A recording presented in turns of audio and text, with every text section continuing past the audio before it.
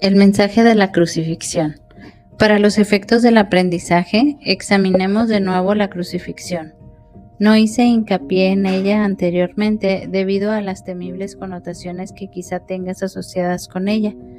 Lo único que se ha subrayado hasta ahora es que no fue una forma de castigo.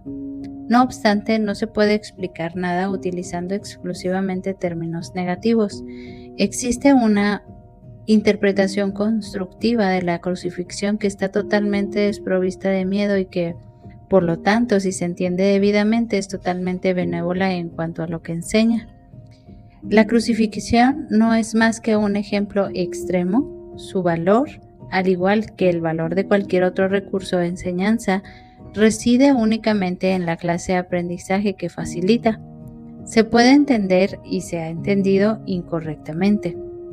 Ello se debe únicamente al hecho de que los temerosos tienden a percibir con miedo. Ya te dije que siempre puedes recurrir a mí para compartir mi decisión y de ese modo hacerla más firme. Te dije también que la crucifixión fue la última jornada inútil que la filiación tuvo que emprender y que para todo aquel que la entienda representa la manera de liberarse del miedo. Aunque antes solo hice hincapié en la resurrección, no aclaré entonces el propósito de la crucifixión y la manera en que ésta, de hecho, condujo a la resurrección. Este propósito, no obstante, tiene una aportación muy concreta que hacer a tu propia vida, y si lo examinas sin miedo te ayudará a comprender tu propio papel como maestro. Es probable que hayas estado reaccionando durante muchos años como si te hubiesen crucificado. Esta es la marcada tendencia de los que creen estar separados, que siempre se niegan a examinar lo que se han hecho a sí mismos. La proyección implica ira, la ira alienta la agresión y la agresión fomenta el miedo. El verdadero significado de la crucifixión radica en la aparente intensidad de la agresión cometida por algunos de los hijos de Dios contra otro. Esto, por supuesto, es imposible y se tiene que entender cabalmente que es imposible. De lo contrario, yo no puedo servir de modelo para el aprendizaje. En última instancia, solo el cuerpo puede ser agredido. No cabe duda de que un cuerpo puede agredir a otro y puede incluso destruirlo. Sin embargo, si la destrucción en sí es imposible, cualquier cosa que pueda ser destruida no es real. Su destrucción, por lo tanto, no justifica tu ira. En la medida en que creas que la justifica, estarás aceptando premisas falsas y enseñándolas a otros.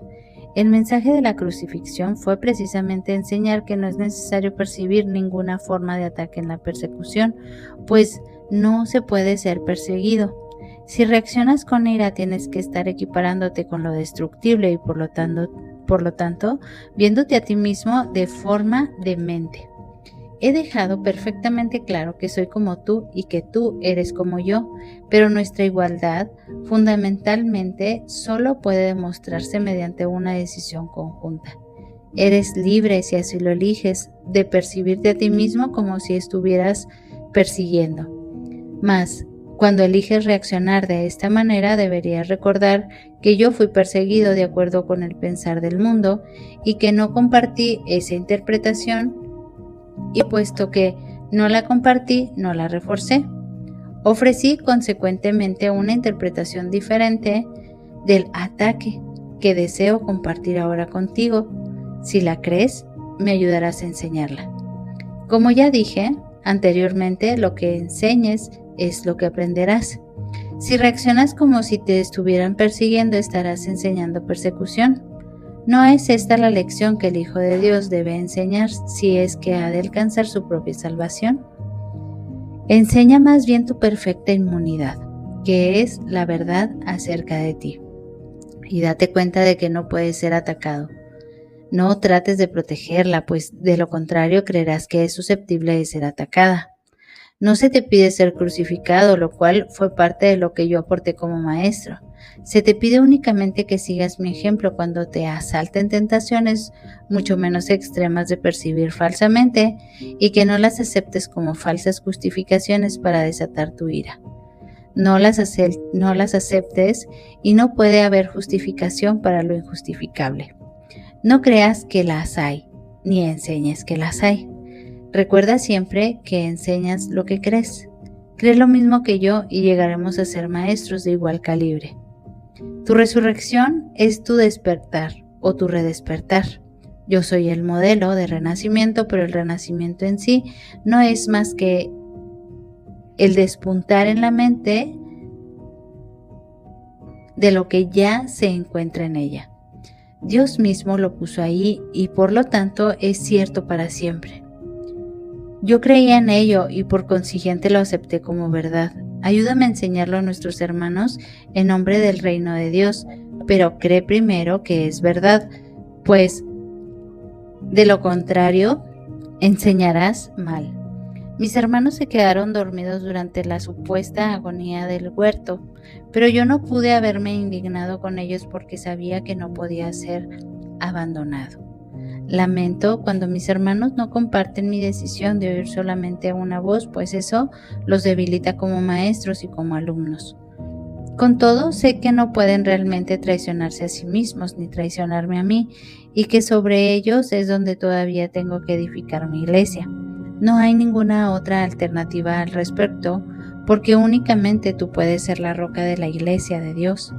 Ahí donde hay un altar, hay una iglesia y la presencia del altar es lo que hace que la iglesia sea santa.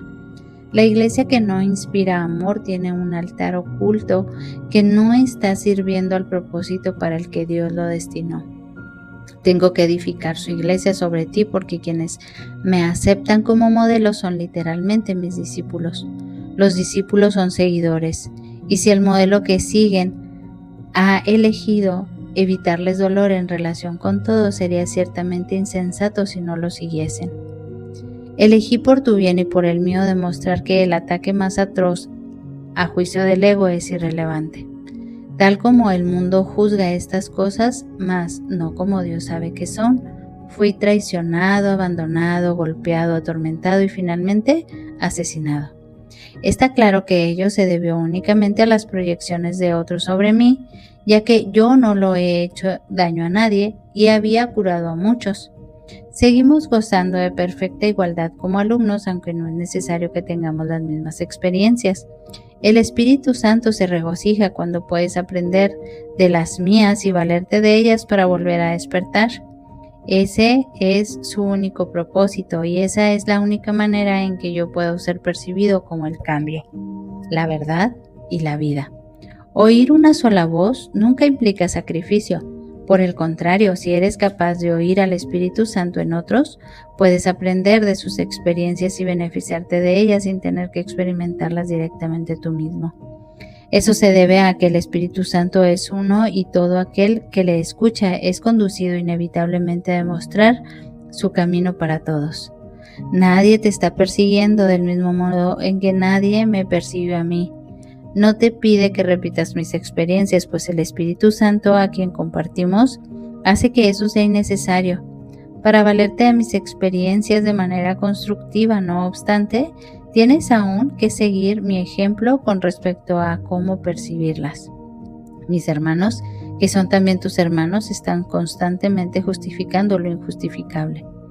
La única lección que tengo que enseñar, puesto que la aprendí, es que ninguna percepción que esté en desacuerdo con el juicio del Espíritu Santo está jamás justificada.